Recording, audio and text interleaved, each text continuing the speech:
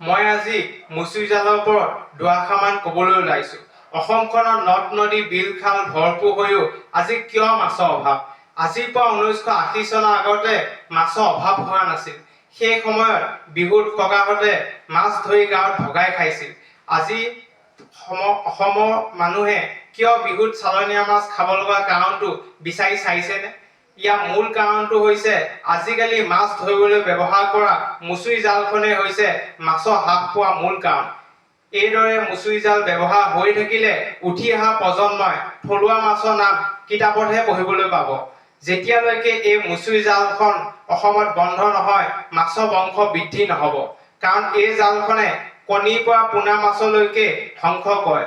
গতিকে আমি সকলোৱে মুচুৰি জাল বন্ধ কৰিবৰ কাৰণে চৰকাৰক অনুৰোধ জনাওঁ, লগতে আমি অসমবাসীয়ে বন্ধ কৰাত সহায় জনাওঁ আহক। ধন্যবাদ।